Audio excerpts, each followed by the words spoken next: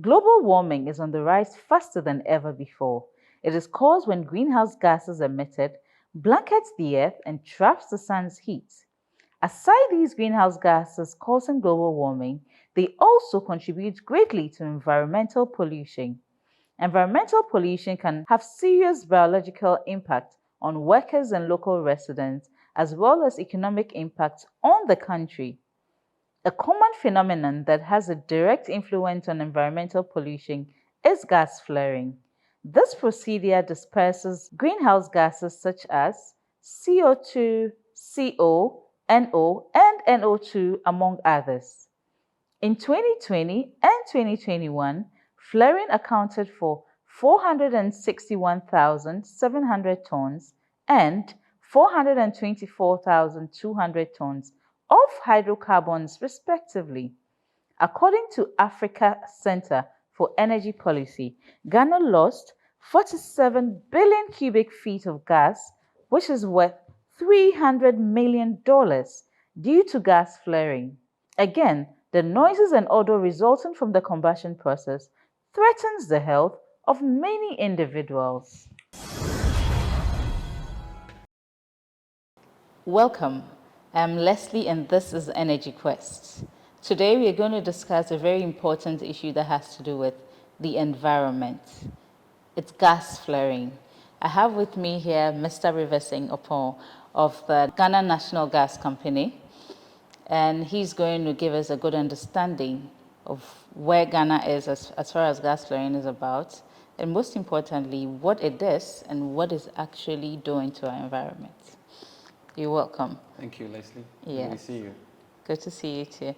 And we would appreciate a good introduction of yourself. Yeah. Okay, so I'm Riverson Oppong, currently the commercial manager for Ghana National Gas Company, in charge of economic risk and policy planning. I also form part of the Tenka committee for the Ghana National Transition Plan, where we look at some policies that we could address for the net zero emission of CO2. Okay. And also a member of the Energy Sector Recovery Program. And because I love to teach, I'm also a part-time lecturer for Coventry University and Gamepire in UCC at the moment.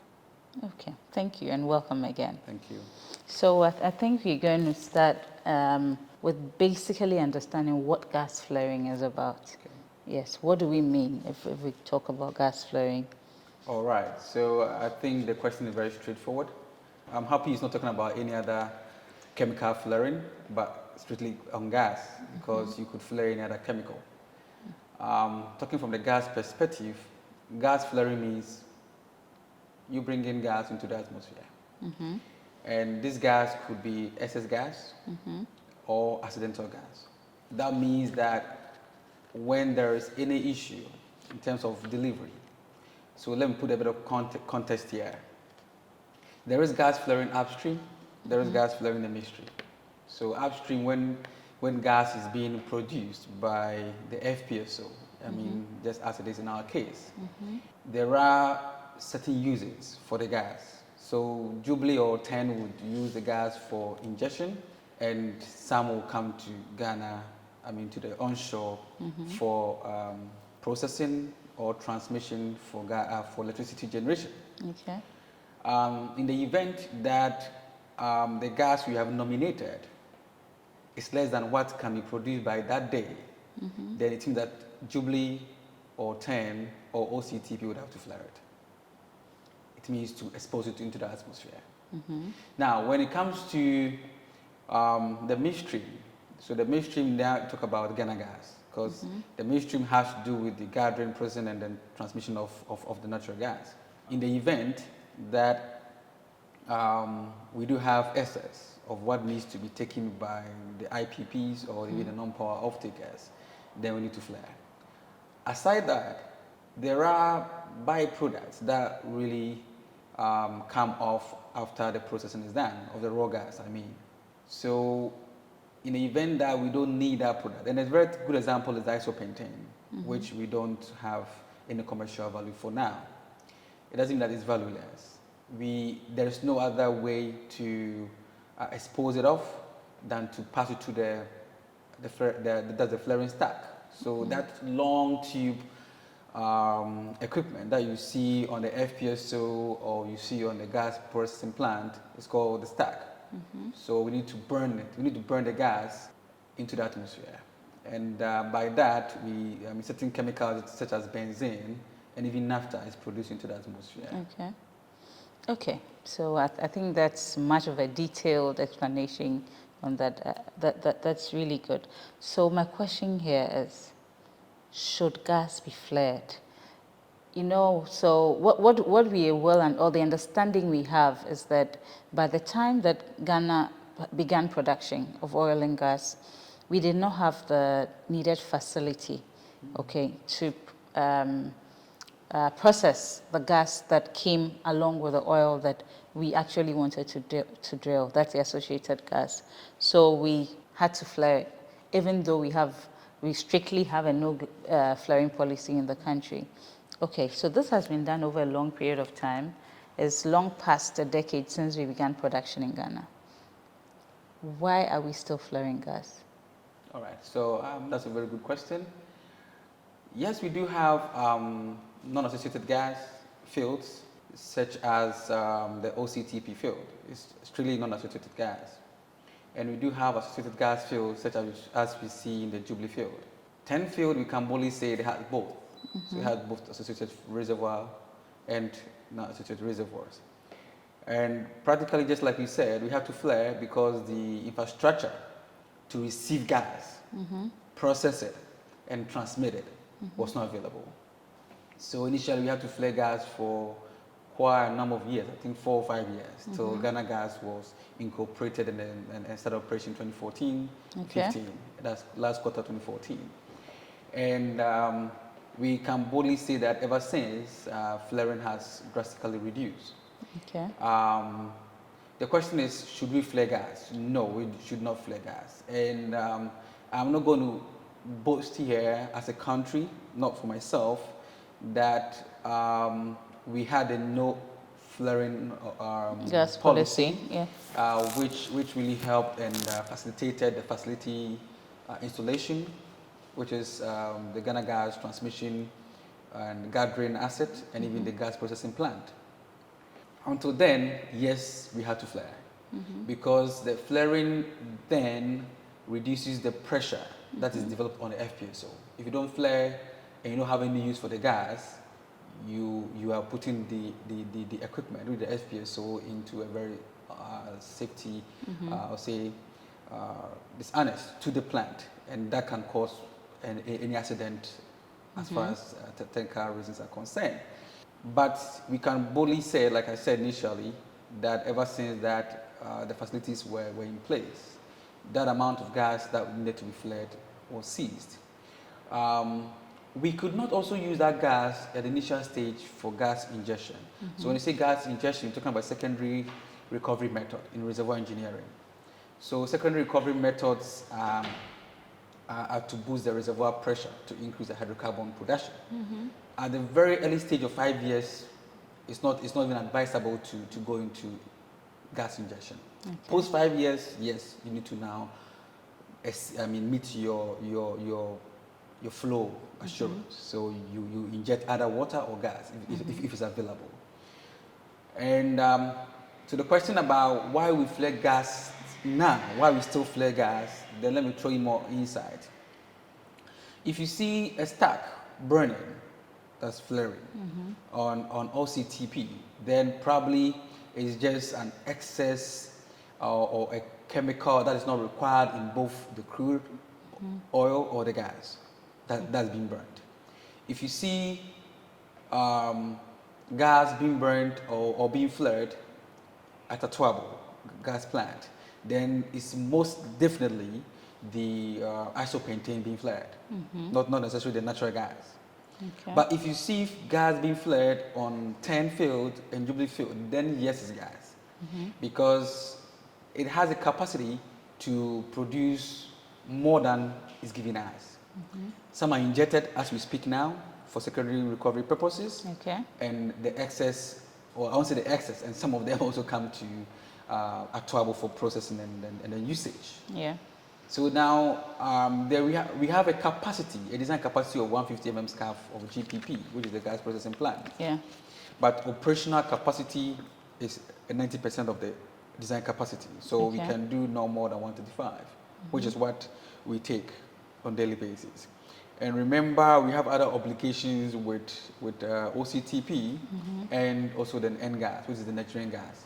So basically, we should be able to take from every source that we have signed a contract with.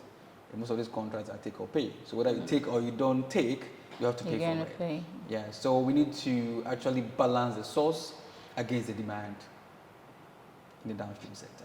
Okay.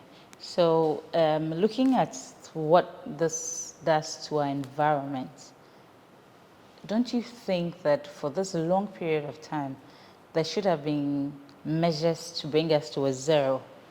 I mean, in terms of flaring of this gas. Environmentally, yes, but financially, no. Environment-wise, we all know the impact of flaring. I mean, let's not even go there. All sort of headaches, flu, cold, even eyesight issues Yeah.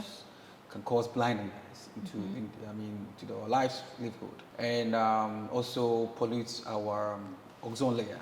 So when we talk about CO2 emission, I mean that's also one of them. Environmental wise, it's very unsafe for the environment itself, the ozone layer, and for the human being to consume apparently. So for those who really stay closer to the power plants or even the gas processing plants where flaring happens, it's Yeah. not advisable for them. That's why relocation happened around our trouble, so that we give a distance for those who live close to the plant. Okay. So before any investment happens, there should be certain risks that are checked.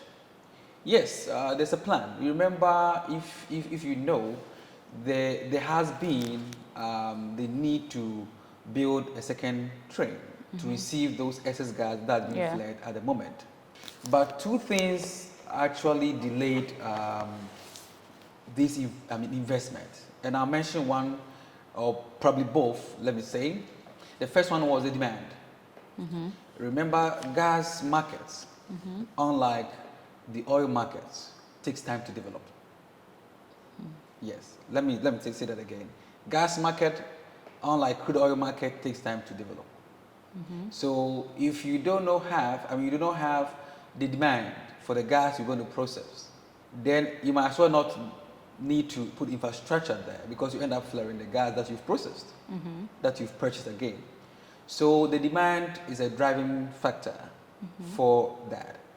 Aside that, yes, other commercial structures were looked at. The CNG was looked at, fertilizer was even looked at. And I remember 2 years ago, we even signed a fertilizer agreement with Abashir, a fertilizer company from the Middle East. Okay. And that was one of the driving factors for the GPP 22 until we failed to hear from them. But again, we also needed the understanding and the surety that once the second train of another 150 mm scarf is being built or is built, we are going to have enough supply of gas from upstream to feed into the plant to pay for it. Yeah. Because our tariffs run on a throughput instead of capacity reservation. So to explain that, what it means that, and that's the more reason why people sign a take or pay agreement.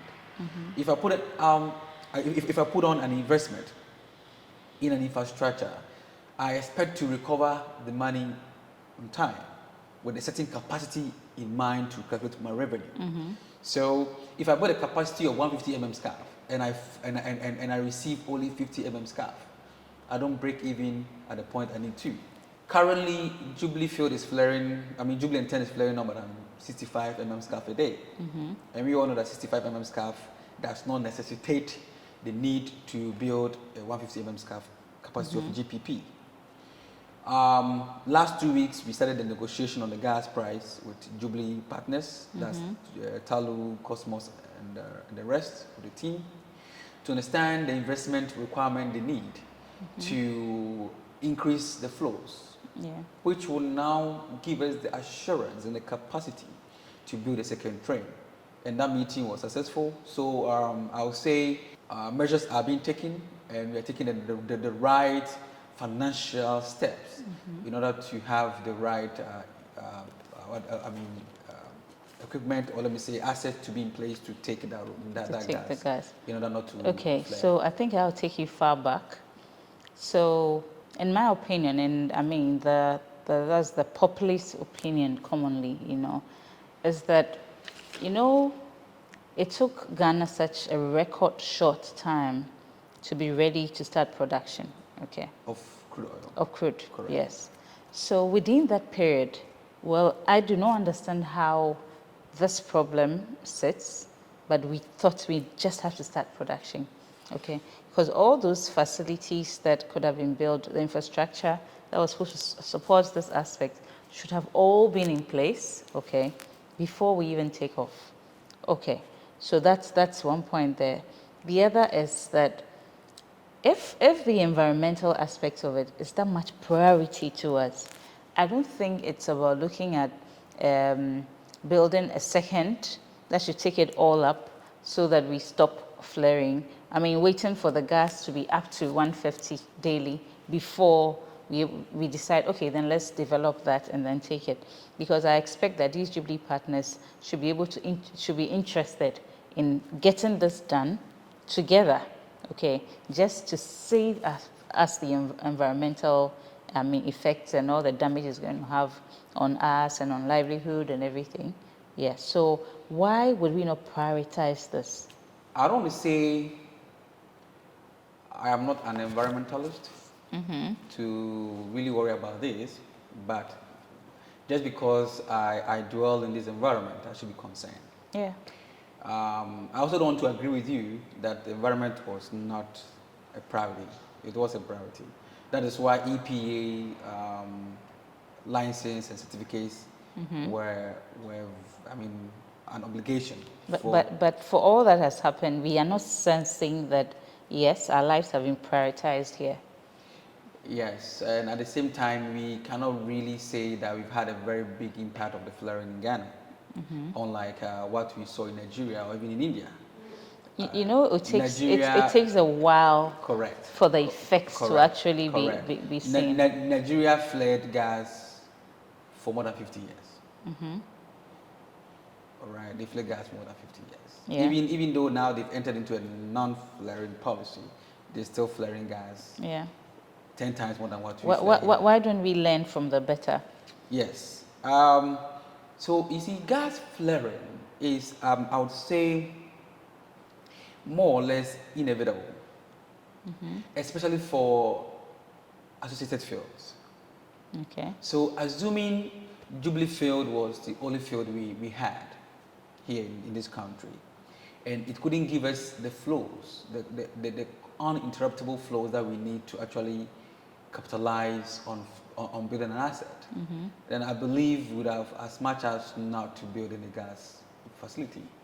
Really? Yes, because remember the POD. So the POD simply means the plan of development, or how the Americans will call it, the FDP, which is the field development plan, which is the same thing. Although the Jubilee POD is purely on crude oil development. There was no single gas development in there. Why is that? Because the gas there is an associated gas. Yeah. So you cannot actually quantify the amount of gas that you're going to produce. Yes, but though it's associated gas, we've had this for so long, and from the very beginning, it came along with it. Okay, so we've seen this. Being flared. Maybe in the first year, the second year, I would say, okay, this was not planned for well enough, but we were working on it.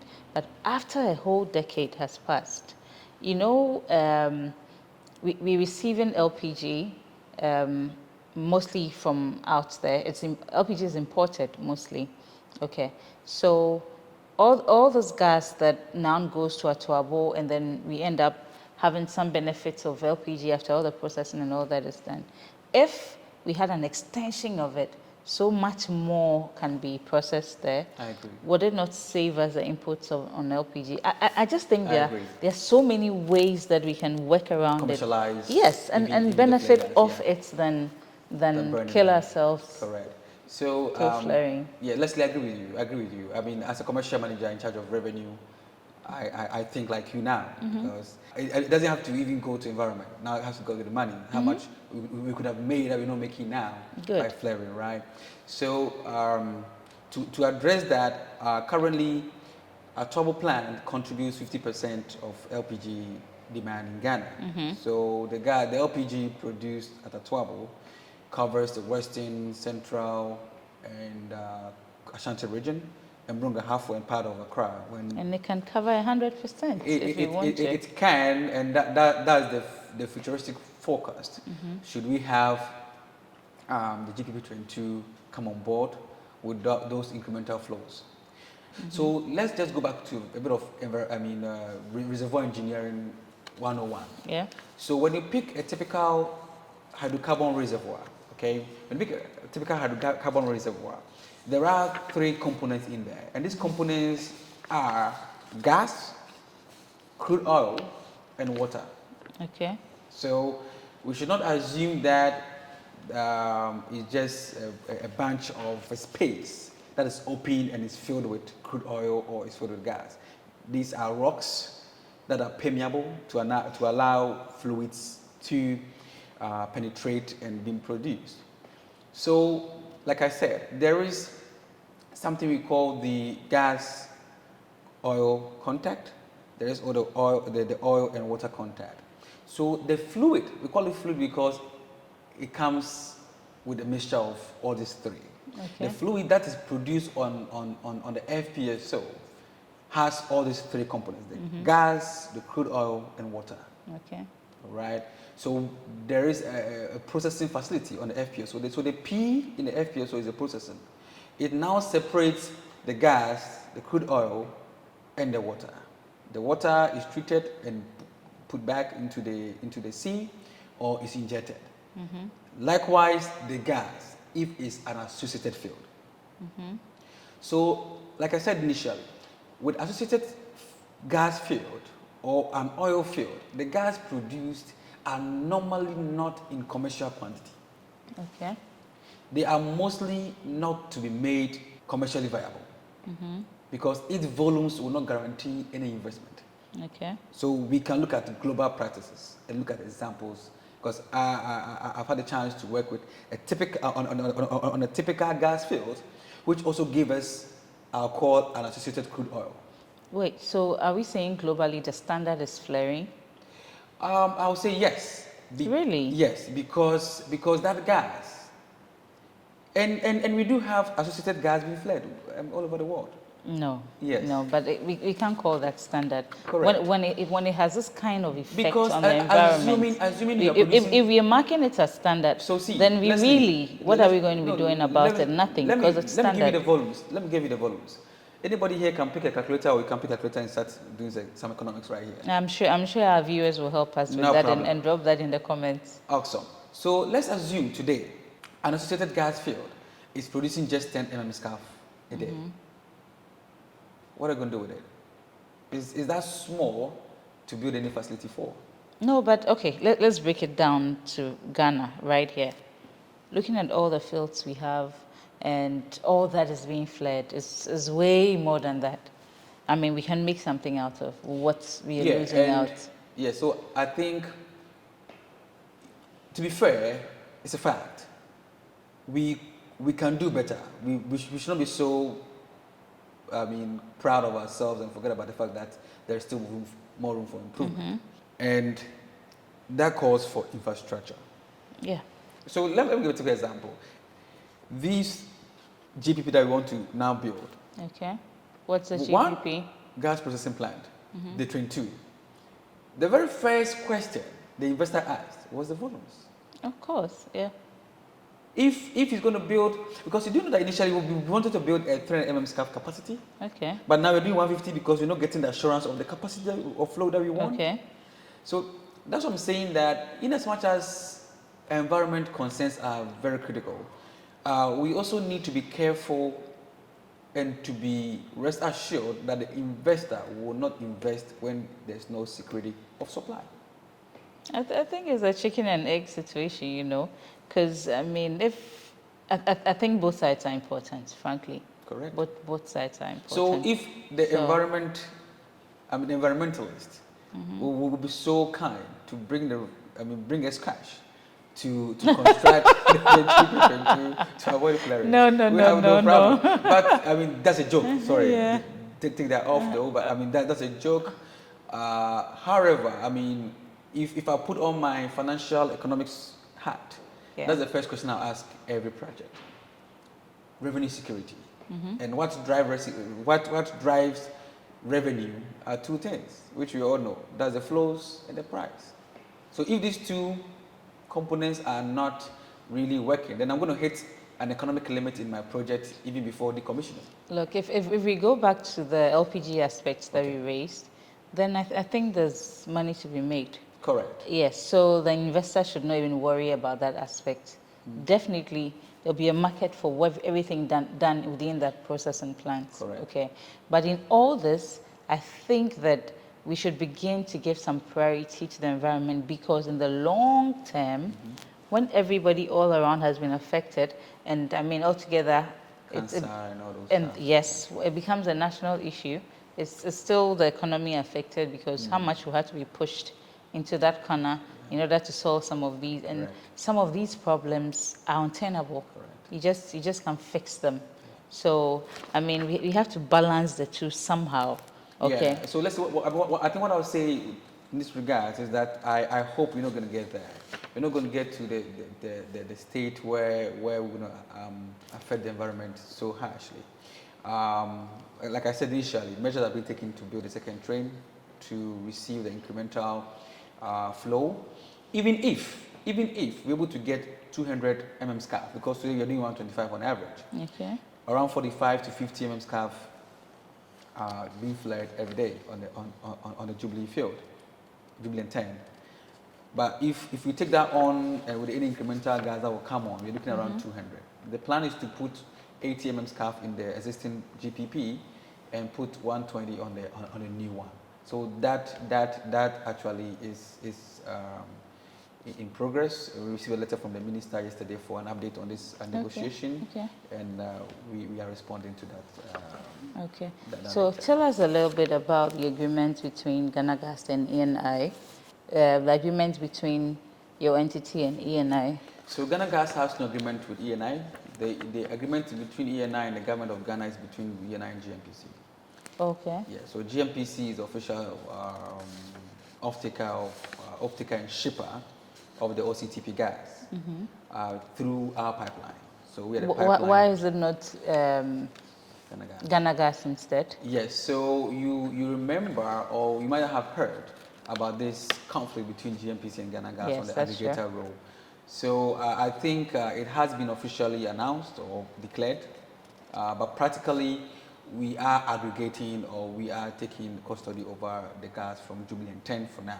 Okay. We've not done the innovation for OCTP yet, but for Jubilee and 10 gas, we have been involved in negotiations so far. Okay, so GNPC is still in here on this. It's still in there in the OCTP. So like I was answering you, the OCTP gas is a gas agreement between GNPC and OCTP partners. And the partners, yeah. And the only issue here is that there is a bit of uncertainties when it comes to a party negotiating with itself, because you understand that GNPC is part of the partners. So you wear two hats in a meeting, and there's no third party to actually evaluate, as we're doing with Jubilee now. So we sit in the gas pricing agreement. So ideally, Ghana Gas. We are there and we are interrogating a lot. And it's been a very good meeting so far. Okay, so ideally it should have still been Ghana Gas here. Exactly. And then it's taking time, but I'm sure we're going to get there. So that agreement was a take-or-pay agreement, unlike what we signed, or what was signed between the government of Ghana and the Jubilee Field Gas, which was the foundation volumes for 0 scarf. So what it means that $0 per scarf. So what that means that the gas that came from the Jubilee and 10 practically was free till last year, but now we are paying for it. Now it's around 65 cents per MMBTU. Oh, It's okay, over. okay. But how come now we have to start paying for Yeah, it? because the contract for the foundation volume gas had a termination. Expired. Yeah, the expired date. So it expired last year, December. So is the Ghana government only paying for what is being received for processing, or we're paying for all of it? Even that means we have to pay for what will be flared as well. Yes, so we don't pay for what is being flagged. We are paying for the one is taken. Okay, only Correct. what is taken. Yeah. Okay. And let me also put this caveat here for public knowledge that even with the OCTP, even though it's a take or pay, there's something called the makeup gas. So makeup gas simply means a gas you paid for but you've not taken. The agreement allows you to take it anytime you want. So Okay, it's not that okay. you've really paid and you're not taking. So you can caveat pay and system. then take it later, Later, when yes. it's available. Yes, correct. Because in Okay. the gas sales agreement, there are three kind of or types, I would say. There's the take or pay, there's the take and pay, and there's the reasonable endeavor. That's pay as you go. So pay as you want or pay as you take. But like I always say, no investor is going to sign take a reasonable endeavor with you because he's going to make. You see, the gas market is totally different from crude oil market. There's always demand for crude oil market, crude oil, and to get a market for crude oil is not as difficult as to get a gas market. You know why? Because if you produce gas today, because you cannot store the gas, it's either you sell it or you flare it. Yeah. But for crude oil, if you don't get a buyer today, You can you always can store store it it. and sell it at a better day. Okay. So Talo is installing some gas capturing equipment. Is that already in place, or? So if you say gas capture, that is it CCSU plant? I'm not sure. Yeah, okay. What? I've heard that, but I'm not involved in that particular negotiation because that will be with the NOC, that's the national oil company with GNGC. And I think even today's meeting, it came up. I mean, I overheard it. That something like that is in progress. Okay. So it's not yet. Yeah. So in all this, are we saying that no matter what, we're always going to be flaring gas, or along the way, we're going to put an absolute stop? Yes, so I think the discussion has already concluded on the fact that when the GPP22 is built, any flow incrementally or any incremental flow will come to that GPP22 to avoid flaring of raw gas. Okay. Upstream. Okay. I think that sounds good. That sounds really good. Are you happy? Very much, Riverson. Thank you so much. I think this has been highly educative. I mean, we've gotten insights, in-depth insights on why this is going on, and a better understanding on way forward and the positioning and all that. We are very grateful. Thank you for having me here. Thank you too for coming. I hope you join us next time when we invite Anytime. you. Okay. So viewers, this is what we do on Energy Quest. We demystify the energy sector and add value. If you want to get more and more information on the energy sector, like we did here today, then subscribe to this channel, the Energy Quest TV channel, and you would be notified on future episodes.